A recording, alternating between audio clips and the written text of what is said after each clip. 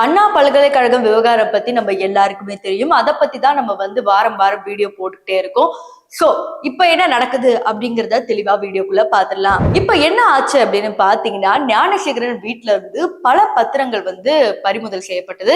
அதுல பாத்தீங்கன்னா இது எல்லாமே கொலை செஞ்சுதான் வாங்கியிருக்காங்க போல. சோ இந்த மாதிரி நிறைய விஷயங்கள் கைப்பற்றிருக்காங்க. இதெல்லாம் ஒரு பக்கம் இருக்கும் போது அந்த பொண்ணு கிட்ட தீவிரமா விசாரிச்சுட்டு இருக்கப்ப இன்னும் 4 பொண்ணுங்க அதுல இருக்காங்க. அதாவது யாரு பாத்தீங்கன்னா, ஞானசேகரன் போன்ல இருந்து மிச்ச 4 பொண்ணுங்க, இதுக்கு முன்னாடி அவர் துன்புறுத்தின அந்த 4 பொண்ணுங்களே கூப்பிட்டு விசாரிக்கிறாங்க. சோ இதுக்கப்புறம் என்ன ரிப்போர்ட் வரப்போகுது அப்படிங்கிறது மாதிரி நம்ம பொறுத்து தான் பார்க்கணும். சோ இதெல்லாம் தாண்டி வேற என்ன விஷயம்னா, திருப்பூர்ல இருக்கிற ஒரு நபர் கூட தான் இவர் உரையாடினாரு. அந்த போன் கால் தான் அதுல இருக்கிற ஷேர் அப்படிங்கிற மாதிரி ஒரு விஷயம் ரூமரா வருதா இல்ல அபிஷியலா வருதா அப்படிங்கிறது யாருக்குமே தெரியல. ஏன்னா போலீஸார் என்ன சொன்னாருன்னா, இது ஏரோப்ளேன் மோட்ல இருந்துச்சு, சும்மா பயன்படுத்துறதுக்காக அப்படிங்கிற மாதிரின்றாங்க. இந்த பக்கம் பொண்ணு என்ன சொல்றாங்கன்னா, இந்த மாதிரி அன்னைக்கு கண்டிப்பா ஒருத்தர் பேசினாங்க, நீ உடனே அந்த ஷேர் கிட்ட போகணும் அப்படிங்கிற மாதிரி சொன்னது அந்த ஆளுதான் அப்படிங்கிற மாதிரி இந்த பொண்ணு சொல்றாங்க.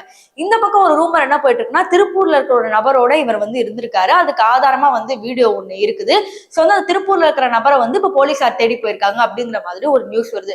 சோ ஆக்சுவலா அந்த ஷேர் அப்படிங்கிற ஒரு விவகாரம் பாத்தீங்கன்னா பயங்கரமா போயிட்டு இருக்கு.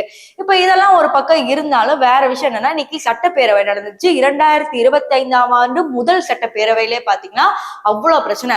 ஆளுநர் வெளியே வந்துட்டாரு, அதிமுகவினர் பாஜகவினர் எல்லாருமே வெளியே வந்துட்டாங்க. இதுக்கு காரணம் என்ன பாத்தீங்கன்னா, எடப்பாடி அவர்கள் பாத்தீங்கன்னா ஒரு பேட்ச் குத்திட்டு வந்துட்டாரு. யார் அந்த ஷேர் அப்படிங்கிற மாதிரி, பதாகைகள் எடுத்துட்டு வந்தா தானே தப்பு, பேட்ச் குத்திட்டு வந்தா தப்பு இல்ல அப்படிங்கிற மாதிரி உள்ள வந்துட்டாரு. உடனே அவரையும் வெளியே போக சொல்லிட்டாங்க. அடுத்து பாஜகவினர் ஆர்ப்பாட்டம் பண்ணாங்க இந்த அண்ணா யூனிவர்சிட்டி பத்தி, அவங்களே வெளியே அனுப்பிட்டாங்க. அடுத்து பாத்தீங்கன்னா ஆளுநர் உள்ள இருக்கும்போது பாத்தீங்கன்னா தமிழ் தாய் வாழ்த்து தான் பாடப்பட்டுச்சு. இது நேஷனல் ஆந்தம் பாடலன்னு சொல்லி அங்க ஒரு பிரச்சனை ஆகி இவரும் ஆளுநரும் வெளியே வந்துட்டாங்க. சோ எல்லாரும் என்ன சொல்றாங்கன்னா, இப்ப திமுகவுக்கு ரொம்ப ஆணவம் ஆயிடுச்சு அப்படிங்கிற மாதிரி ஒவ்வொரு கருத்து அப்பப்ப ஒவ்வொருத்தர் கமெண்ட் பண்ணிட்டு தான் இருக்காங்க மக்கள். சோ இதெல்லாம் இருந்தாலும் இப்ப உண்மையான விஷயம் என்னன்னு கேட்டீங்கன்னா, அண்ணா யூனிவர்சிட்டியில கேஸ்ல எந்த அளவுக்கு முன்னேற்றம் அப்படிங்கிறது மீடியாவுக்கு இன்னும் தெரிய வரல. இன்னும் பாத்தீங்கன்னா சிறப்பு போலீஸ் இதுல போயிட்டு தான் இருக்கு. புலனாய்வு குழு இன்னும் ரிசர்ச் பண்ணிட்டே இருக்காங்க, இன்னும் என்னென்ன எல்லாம் இருக்குன்னு. ஆனா ஒரு விஷயம் மட்டும் நல்லா தெரியுது, யாரோ இவரோட கூட்டணியில இருந்துதான் இத்தனை விஷயம் இவ்வளவு நாள் நடந்திருக்கு அப்படிங்கறதே தெரிய வந்திருக்கு.